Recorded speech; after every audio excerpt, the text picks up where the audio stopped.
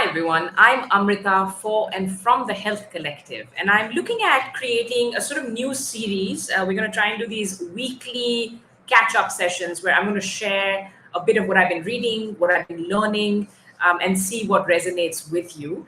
I do think that I have spent the better part of the last year and a half frantically upskilling, trying to make sure that I don't lose any time and that I can really be at the top of my game. I'm someone who's really interested in multiple areas. So I think the term is multi hyphenate. What we're going to talk about here, though, has a lot more to do with mental health, emotional health, wellness, and I'll be sharing a little bit more on a forthcoming podcast. But today I want to share something I've been looking at, which is more about emotional health and wellness, and what that connect really has to do, what it has to say for all of us. Because I think that we do tend to downplay the role emotions really play in our lives, whether it's in a professional setting, whether it's in a personal setting.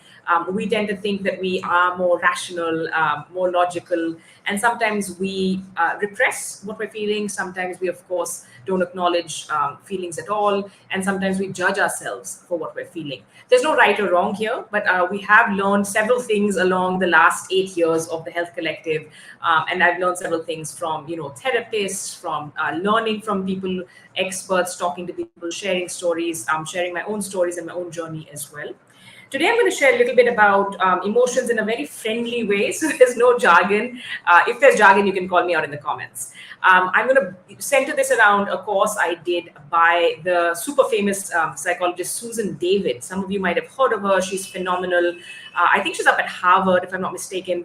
I signed up for a course on emotional agility. And I really thought this could be something cool for me to also learn about how to adapt some of these lessons into the workplace. I'm, of course, running a startup at present, and I'll keep you posted on how that goes. But essentially, emotional agility, she talks about it being the ability to change or maintain our behaviors to live in alignment with our values as being an important way of being.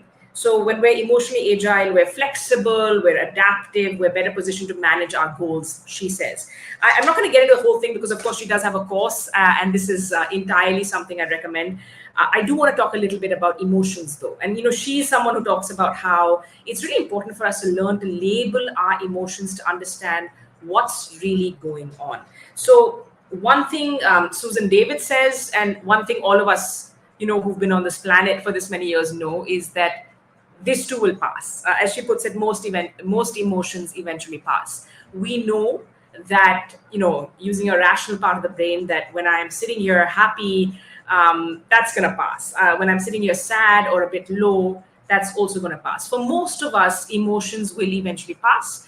And I think most of us know that. And, those of you who have kids, you try to let your kids know that. We do seem to have, though, this uncanny sort of feeling that we should hold on to certain emotions and we should shun certain emotions. I'll get into a little bit more what Susan David says, but I'd like to take a second. I'm going to pause here for you to think about this. Are there times in the recent past where you may have been really happy to hold on to an emotion? It could be joy.